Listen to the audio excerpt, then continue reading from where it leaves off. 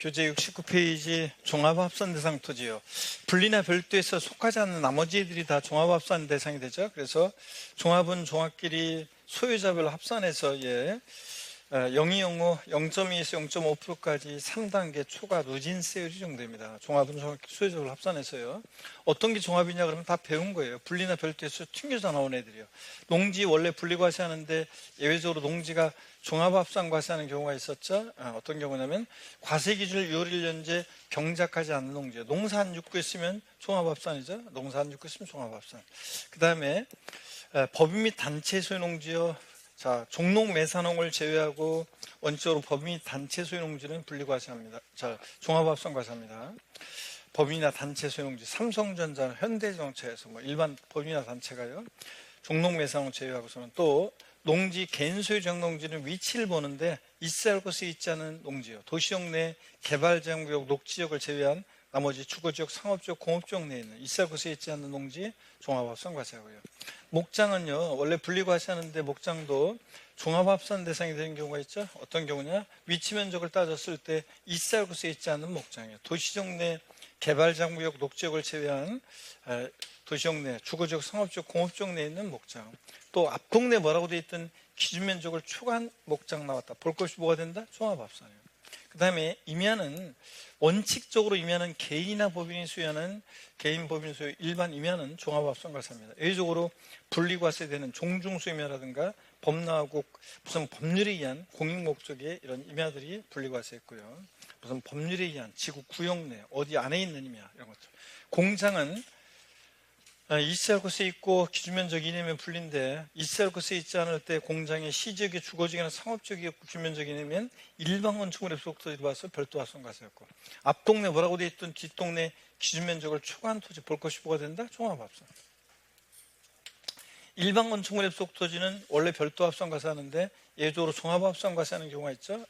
앞동네 뭐라고 되어 있던 역시 기준면적을 초과한 자, 공장용 일반 건축물에 속토지 기면적으로 초과한 면적은 볼 것이 종합합산이고 그 다음에 일반 건축물에 속토지요 무허 건축물에 속토지 자 건축물을 나대지로 봐서 또 사용 승인 받지 않은 건축물에 속토지 건축물 없는 나대지로 봐서 종합합산. 토지가액의 2% 미달할 때 적용 건축물 바닥 면적은 별도, 바닥 면적을 제외한 토지는 별도 합산 과세, 종합합산 과세하고요. 자, 토지가액의 2% 미달할 때 적용 건축물 바닥 면적은 별도, 바닥 면적을 제외한 토지가 종합합산이었고. 자, 무허가 주거용 건축물의 면적이 자 주택인데 무허가 면적이 몇 프로? 50% 이상이다. 자, 그러면 건축물로 얘는 주택으로 보지 않고 부속 토지는 종합합산 과세했습니다. 원래 고양이 종합합산 대상인 토지가 있습니다. 뭐 나대지, 잡종지는 원래 종합합산 과세하고요. 그처럼들 이렇게. 자, 그래서 종합은 분리나 별도에 튕겨져 나온 애들 다 종합입니다. 자, 이렇게 해서 우리가 종합합산상 토지까지 봤습니다. 납세무자 가기 전에 문제 하나 풀고 갑니다. 문제 하나 풀고 갑니다. 문제 하나 풀고 가시는데 먼저요. 핵심 콕 출제 상문제 함께 문제를 풀어보겠습니다, 여러분들. 자, 먼저 보니까요. 지방세법상 재산세 대상 토지 중에서 종합합산 대상에 해당하는 것으로 옳은 것은 그랬습니다. 기출지문인데 보세요. 농지법에 따른 농업법인이 소유하는 농지요.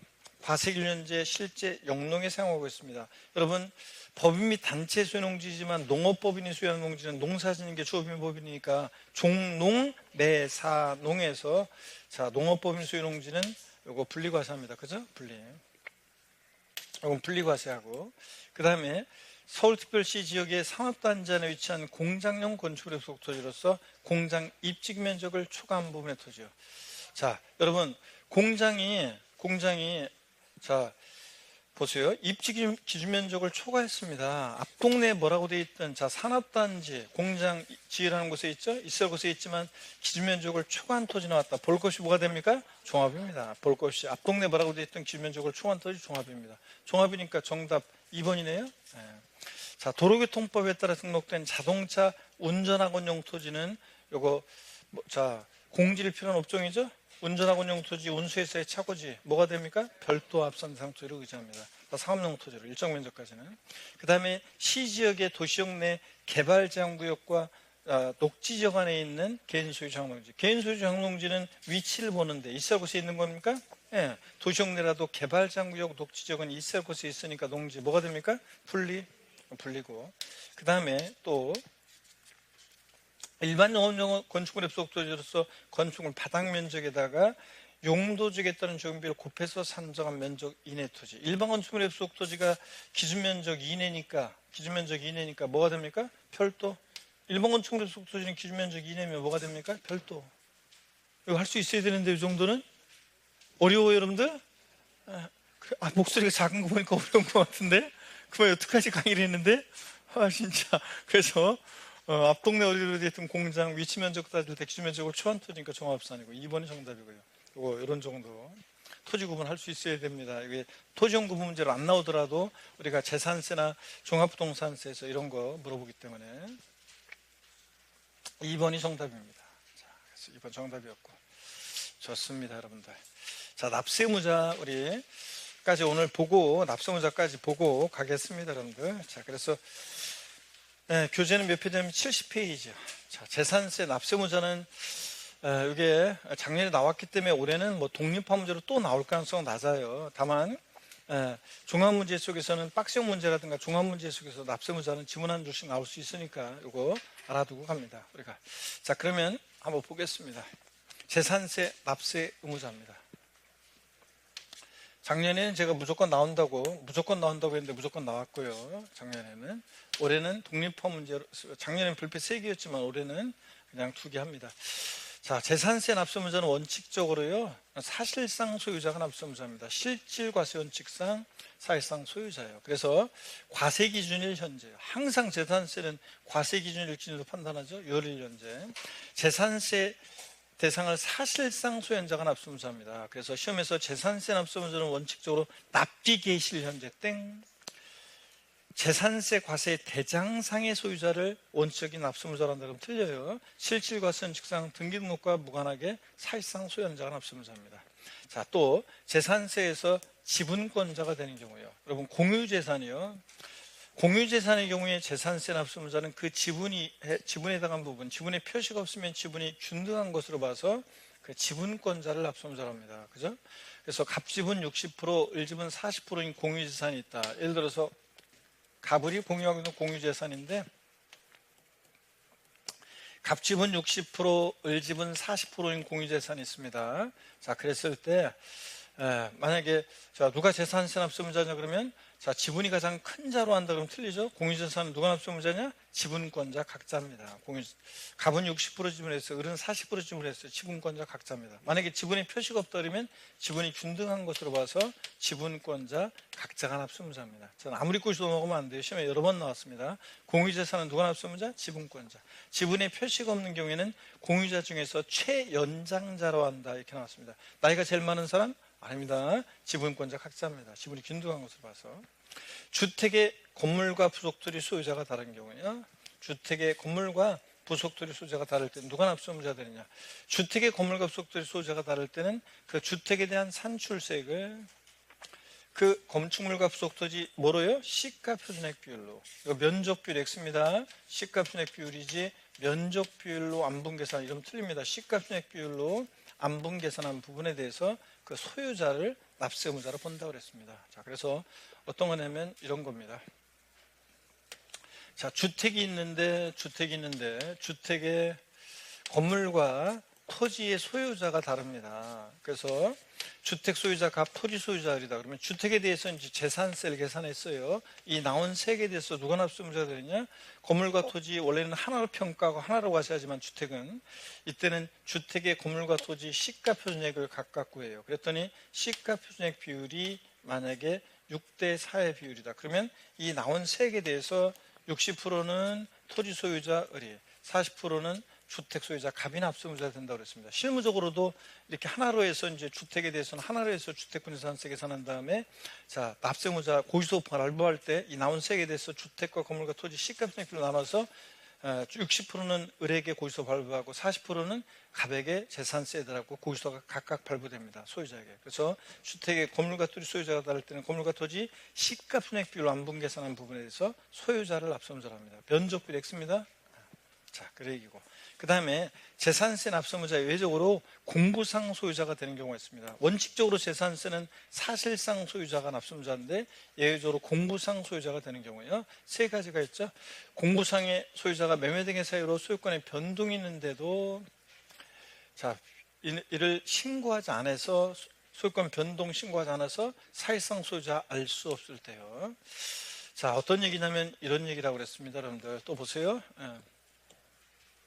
재산세 납세 의무자는 원칙적으로 재산세 납세 의무자는 원칙적으로 과세 기준일 6월 1일 현재 재산을 사실상 소유하는 자입니다. 그런데 예외적으로 공부상 소유자가 되는 경우가 있습니다. 어떤 경우에 공부상 소유자가 되는지 세 가지가 있습니다. 세 가지가 있는데 자, 한번 보세요. 간단하게 제가 키워드로 설명드리면 소유권 변동 등 권리 변동 등의 사실이 있는데 소유권 변동 등의 사실이 있는데 이 사실을 권리 변동 등의 사실을 신고하지 않아서 과세권자가 사실상 소유자가 누군지 알 수 없을 때, 이럴 때 이제 알 수 없을 때 예외적으로 공부상 소유자가 됩니다. 여러분 어떤 얘기인지 한번 볼게요. 자, 예를 들어서 갑과 을이 어떤 부동산을 거래하는데 매매하는데 부동산 매매합니다. 매매하는데 만약에 잔금을 2025년 5월 31일 날 잔금을 치렀습니다. 소유권 이전 등기는 예를 들어서 6월 20일 날 등기가 됐습니다. 당연도 재산세 납세의무자는 누가 될 것이냐? 매도인 갑과 매신 을 중에서. 그런 얘기죠. 언제 기준으로 판단한다고요? 6월 1일. 과세기 6월 1일 봤더니 공부상으로 여전히 매도인 갑 소유죠. 근데 5월 30일 잔금 치렀으니까 6월 1일 현재 재산을 사실상 지금 열세 받고 등기전에 필요한 소리를 넘겨받아서 소유하고 있는 사람은 매수인을입니다. 이럴 때 누가 납세의무자 되느냐? 재산세는 아까 봐요. 과세기 6월 1일 현재 재산을 사실상 소유하는 자가 원칙 납세의무자가 된다고 배웠죠 아까? 원칙 6월 1일 현재 재산을 사실상 소유하는 자예요. 실질과세 현식상 등기록과 무관하게. 근데 다만 여기서 전제로 하는 것은 이제 우리 뒤에 다음 주에 나오지만 권리 변동이 있는데 과세 기준일까지 등기가 안 됐을 때는 자, 다음 주에 배우는 게 과세 기준일로부터 15일 이내에 공부상 소유자가요 계약서 첨부해서 시장군수한테 이 권리 변동 사실을 신고해 주게 되어 있습니다. 그래서 신고를 했어요. 그럼 공무원이 딱 보니까 등기는 아직 안 되는데 올 30일에 잔금을 치렀네. 6월 1일 현재 재산을 사실상 소유하는 자가 원칙 납세의무자가 되는 겁니다. 근데 자, 만약에 이번 이렇게 하겠습니다. 권리 변동 등이 있는데 권리 변동 사실을 신고를 안 했어요. 만약에 권리 변동 사실을 신고를 했어야 되는데 안 했어요. 공부상 소유자가. 권리 변동이 있는데 과세 기준일까지 등기 안 됐을 때 신고해 주겠는데 신고 안 했어요. 그럼 과세권자가 언제 잔금 치른 거 몰라요? 사실상 소유자 알 수 없어요. 그걸 누가 납세의무자 된다? 공부상 소유자. 권리 변동 등의 사실이 있는데 신고 안 해서 사실상 소유자 알 수 없다. 누가 납세의무자? 공부상 소유자가 납세의무자가 됩니다. 그리고 이제 두 번째는 실제는 종중재산인데 공부상 개인 명의로 등재되어 있습니다. 종중 소유물 신고 안 했을 때, 또 파산 선고 이후 절차 종결까지 파산재단의 경우는 역시 자, 공부상 소유자가 납세의무자입니다. 그러면 키워드를 요거 이제 짧게 이렇게 기억하시고 예외적으로 공부상 소유자 되는 경우 권리 변동인데 신고 안 했을 때, 종중재산인데 신고 안 했을 때 파산재단 예외적으로 공부상 소유자 납세의무자 됩니다. 그래서 공부상의 개인 등의 명의로 등재되어 있는 종중재산인데요. 종중수임을 신고 안 해요. 그럼 과세권자가 이게 종중재산인지 어떻게 알아요? 종중수임을 신고 안 하면 공부상 개인 명의로 되어 있고 그럴 때는 자, 공부상 소유자입니다. 근데 시험에 작년에 나왔죠? 자, 어떻게 나왔냐? 공부상 개인 명의로 등재되어 있는 종중재산으로서 종중수임을 신고하지 아니한 경우에 종중이 납세의무자라고 바꿨어요. 작년에. 종중수임을 신고 안 했는데 종중재산인지 어떻게 알아? 종중 무조건 틀렸죠? 이런 건 상식적으로 생각해도 종중 사실상 종중재산으로서 공부상 개인 명의로 등재된 종중재산, 종중소임을 신고 안 했을 때 종중이 납세의무자래요. 종중소임을 신고 안 했는데 어떻게 종중재산인지 알아? 그러니까 종중 아니고 공부상 소유자입니다. 근데 종중으로 바꿔서 나왔습니다. 작년에. 자, 종중소임을 신고하면 종중이 되겠지만 또 파산선고 이후 종결까지 파산재단 누가 납세의무자? 공부상 소유자입니다. 세 가지의 경우에 예외적으로 공부상 소유자 납세의무자가 됩니다. 원칙적으로는 사실상 소유자인데요. 자, 그 다음에 또 봅니다. 소유권의 귀속이 불명한 경우 사용자가 되는 거예요. 소유권의 귀속이 불명하다는 것은 공부상 소유자를 상대로 소송 중에 있거나, 공부상 소유자를 상대로 소송 중에 있거나, 서로 소유권을 놓고 다투고 있어요. 그러면 재판이 끝날 때까지는 과세권자 입장에서 누구 건지 알 수가 없잖아요. 그래서 소송 중에 있거나, 또 아니면 글씨가 잘 안 보이려나요?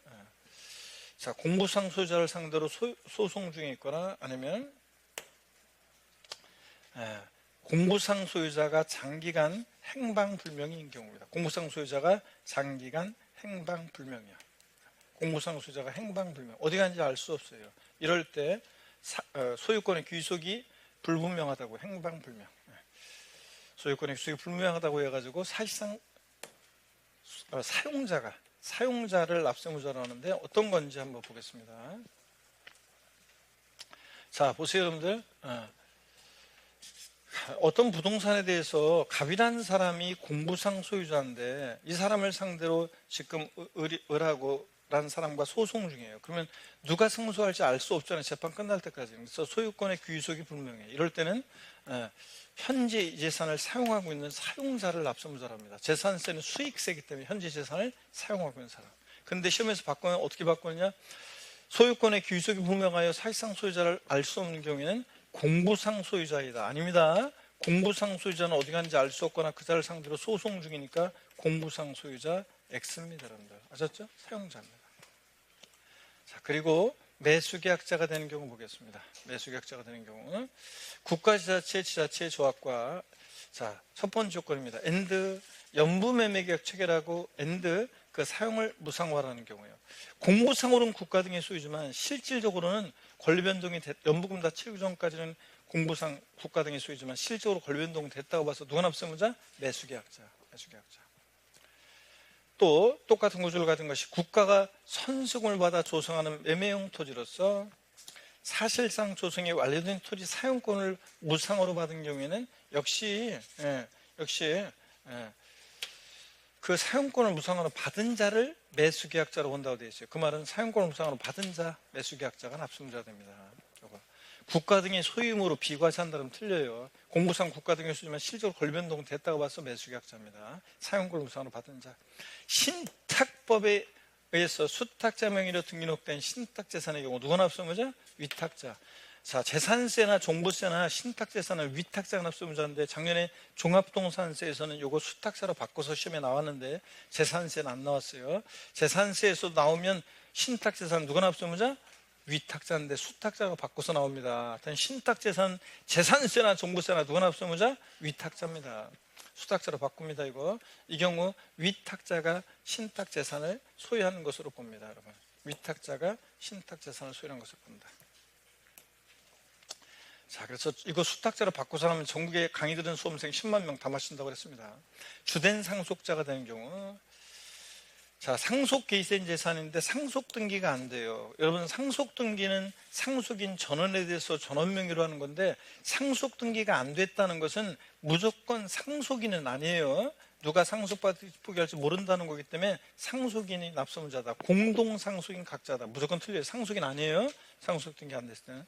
자, 그리고 상속 개시된 재산인데 상속 등기 안 됐을 때는요, 우리가 다음 주에 나오는 거지만 이 주된 상속자가 이 재산을 누가 사실상 소유하고 있는지 신고해 주게 돼 있어요. 근데 사실상 소유자 신고도 안 됐어요. 그러면 어쩔 수 없어요. 과세권자는 이분이 사망했다는 사실은 사망신고로 알게 되는데 상속 등기도 안 돼서 누가 상속받을지 포기할지도 모르고 누가 재산을 사실상 소유했는지도 모르고, 그러니까 형식적으로 상속 순위를 보고 판단합니다. 주된 상속자를 납세무자로 합니다. 주된 상속자 결정의 제1순위는 주된 상속자 결정의 제1순위 누구냐? 민법상 상속지분이 가장 높은 자. 자녀들은 상속지분이 다 1로 똑같다고 그랬죠. 상속지분이 1. 아들이든 딸이든 장남이든 차남이든 똑같아요. 근데 배우자는 거기다 5할 가산해서 1.5. 상속순위에 배우자와 자녀가 있으면 누가? 배우자가 주된 상속자가 되고, 상속지분이 가장 높은 자가 2인 이상이다. 자녀들만 있다 그러면 나이가 제일 많은 사람이 주된 상속자가 됩니다. 그래서 상속 개시된 재산, 이거 좀 세분화해서 알려드리면 이렇습니다. 여러분, 여기 보세요. 자, 상속이 개시된 재산이요. 상속이 개시된 재산. 누가 재산세 납세 의무자가 될 것이냐? 상속이 개시된 재산에 대한 재산세 납세 의무자는요, 재산세 납세 의무자는 누가 될 것이냐. 먼저 자 보세요. 상속계 이전 재산인데 상속 등기가 안 됐습니다. 상속 등기는 상속인 전원에 대해서 전원 명의로 하는 건데 상속 등기 안 됐어요. 그러면 나중에 배웁니다. 다음 주에. 이럴 때는 상속계 이전 재산인데 상속 등기 안 되면 주된 상속자가 상속 개시로부터 15일 이내에 누가 이 재산을 사실상 소유하고 있는지 사실상 소유자 신고를 해주게 돼 있어요. 과세 기준으로부터 15일 이내에. 근데 주된 상속자. 근데 사실상 소유자 신고도 안 됐어요. 그러면 어쩔 수 없이 형식적으로 판단합니다. 상속 순위를 보고 누가 납세의무자? 주된 상속자. 지가 납세의무자가 돼요. 이 주된 상속자가 원래 누가 사실상 재산을 소유하는지 신고해 주게 돼 있어요. 과세 기준으로부터 15일 이내. 근데 신고 안에 주된 상속자, 지가 납세의무자 됩니다. 자, 이번에는요. 상속 등기 안 됐는데 주된 상속자가 과세 기준으로부터 15일 이내에 사실상 소유자 신고를 했어요. 그러면 누가 납세의무자냐? 이제 사실상 소유자가 신고가 됐으니까 그 신고된 사실상 소유자가 납세의무자가 되는 거고, 그렇죠? 근데 상속 등기가 이번에는 됐어요. 상속 등기가 됐다? 그러면 이제 상속인이 누군지 알게 됐으니까 상속인이 납세의무자고, 여러 명이면 공동 상속인이 납세의무자가 되는 겁니다. 그죠? 이렇게. 자, 그래서 시험은 주로 위에 걸 주로 물어봤습니다. 상속이 개시된 재산인데 상속 등기 안 되고, 누가 상속받을 부결지 모르고, 또 주된 상속자가 사실상 소유자 신고를 과세 기준으로부터 15일 이내에 신고해 주게 되는데 안 했어요. 6월 1일로부터 15일 이내. 그러면 그러면 지가 주된 상속자가 납세의무자가 됩니다. 주된 상속자 결정의 제 1순위는 누구라고요? 민법상 상속지분 가장 높은 자예요. 아시겠습니까, 여러분? 이렇게 해서 이 세 가지 경우로 알아둡니다, 여러분들. 그런데 공동 상속인 각자다 상속인으로 바꿔서 나왔어요. 이거. 상속 등기 안 됐을 때는 상속인 무조건 아니라고 했습니다. 자, 이렇게 해서 세 가지 경우 정리해 드렸습니다. 그 다음에 사업시행자가 되는 경우 보겠습니다. 자, 환지계획에서 환지로 정하지 않고 채비지 보류지로 정한 경우에 채비지 보류지는 취득세 있어도 채비지 보류지는 누가 납세의무자? 사업시행자. 사업시행자입니다. 이건 목소리 커지는데 좋습니다. 그 다음에 취득세까지 기억하고 있다니 좋습니다. 그 다음에 수입하는 자가 되는 건 참고적으로 봅니다. 외국인 소유의 항공기 또는 선박을 임차에 수입할 때는 수입하는 자 요거고요. 그 다음에 또 여기 보세요. 과세 기준일에 양도 양수가 있다. 과세 기준일에 양도 양수가 있을 때는 누가 납세의무자? 양수인. 양도인 아니에요. 양수인을 납세의무자로 봅니다. 그래서 요거 이런 거라고 그랬습니다. 우리가 자, 갑과 을이 부동산 매매한다 그럴 때 매매할 때 자 보세요.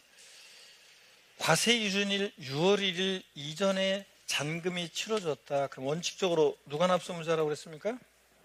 예? 6월 1일 이전에 잔금이 치러지면 누가 납세의무자예요?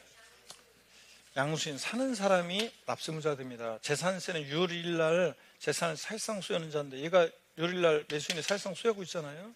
자, 그러면 요번에 이렇게 하겠습니다.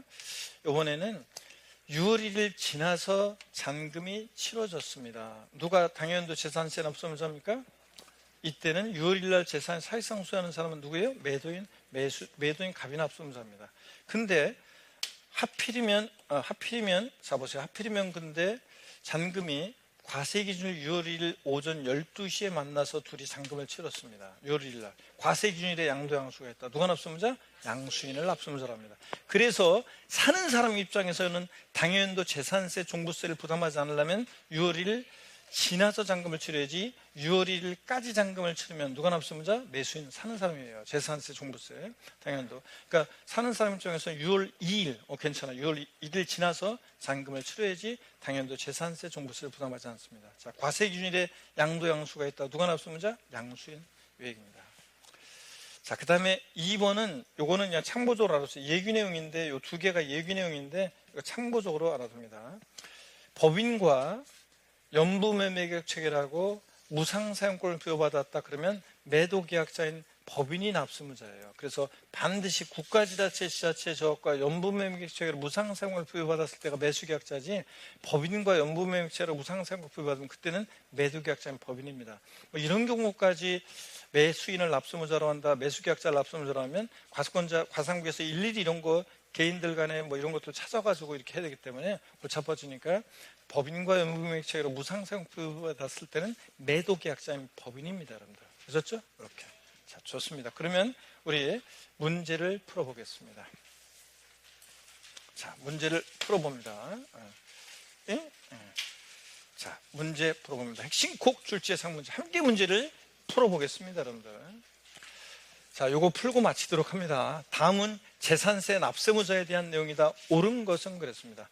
과세기준 현재 재산세 대상 물건의 소유권이 양도 양수된 경우에 양도인을 해당 연도에 납세무자로 본다. 그렇습니까, 여러분? 아닙니다. 과세기준일 6월 1일 날 자, 양도 양수가 있다. 자, 그러면 누가 납세무자? 양수인을 납세무자로 합니다. 사는 사람. 채무자 회생 및 파산한 법률에 따른 파산 선고 이후 종결까지. 자, 파산재단 재산세 납세무자 누굽니까? 주된 상속자 파산재단. 파산 선고 이후 종결까지 파산재단은 누가 납세무자? 공부상 소유자입니다. 공부상 소유자입니다. 자, 우리가 재산세에서 예외적으로 공부상 소유자가 되는 거 세 가지. 권리 변동이 있는데 신고 안 했을 때, 종중재산인데 신고 안 했을 때, 파산재단 누가 납세무자? 공부상 소유자. 세 가지. 제가 맨날 작년에도 요거 세 가지 공부상 소유자가 되는 거 세 가지 알아두라 그러는데 작년에 종중재산인데 공부상 개인명의로 등재된 종중재산, 종중심을 신고 안 했을 때 종중으로 바꿔서 나왔어요. 아니고 누구라고요? 공부상 소유자. 작년에 공부상 소유자가 되는 거 세 가지. 원칙은 사실상 6월 1년제 사실상 재산 소유하는 자인데 공부상 소유자가 되는 세 가지 중에 하나입니다. 이거 파산재단 누가 납세무자? 공부상 소유자. 그 다음에 3번이요. 사실상 소유자가 확정되면 그를 납세무자로 판정할 수 있는데 상속이 기생 재산인데 상속 등기 이행되지 않고 누가 상속받을 포기할지 모르는 거네요. 사실상 소유자 신고도 해주게 되는데 주된 상속자가 과세 기준으로부터 15일 이내. 근데 사실상 소유자 신고도 안 됐어요. 상속인입니까? 아닙니다. 누가 상속받을 포기할지 모르는데 이럴 땐 누가 납세무자? 주된 상속자가 납세무자입니다. 이런 것들 어려운 게 아니라 성의 문제에 자꾸 보는 수밖에 없어요. 국가지자체, 지자체 조합과 연부매매 체계라고 그 사용권을 유상으로 부여받은 경우에 매수계약자다. 아니죠? 이건 뭐 별건 아니지만 무상사용권을 부여받았을 때가 매수계약자지, 유상으로 사용하면 완벽하게 국가 등의 소유물로 국가, 지자체 소유니까 비과세입니다. 그래서 무상사용권을 부여받았을 때 매수계약자입니다. 신탁법에 따라 수탁자 명의로 등기된 신탁재산의 경우 누가 납세무자? 위탁자. 이거는 그냥 답 준 거예요, 여러분들. 답은 전국에 10만 명 다 맞춥니다. 자, 강의 들은 수험생 다 이거 틀리면 저 혼자 자기만 틀리는 거예요. 10만 명 다 맞출 때. 신탁재산은 재산세나 종부세나 누가 납세무자? 위탁자가 신탁재산 소유한 것을 봅니다. 5번이 정답이죠, 여러분들? 네, 그래서 5번이 정답입니다. 자, 여러분 점점 억세지는 햇볕이 시련이 되는 오늘입니다. 그죠? 이제 점점 더워질 일만 있는데 비록 삶이 힘겨워도 공부가 힘겨워도 살다 보면 반드시 인생 굴곡이 있어가지고 그 시기만 잘 견뎌내시면 분명히 좋은 기회가 옵니다, 여러분들. 좋은 날 분명히 옵니다. 여러분 오늘도 수고 많으셨고, 자, 여러분 언제나 저의 삶의 뭡니까? 자랑과 보람입니다, 여러분들. 고생 많으셨고 다음 주에 씩씩한 모습으로 다시 뵙겠습니다. 고맙습니다. 수고하셨습니다, 여러분. 네.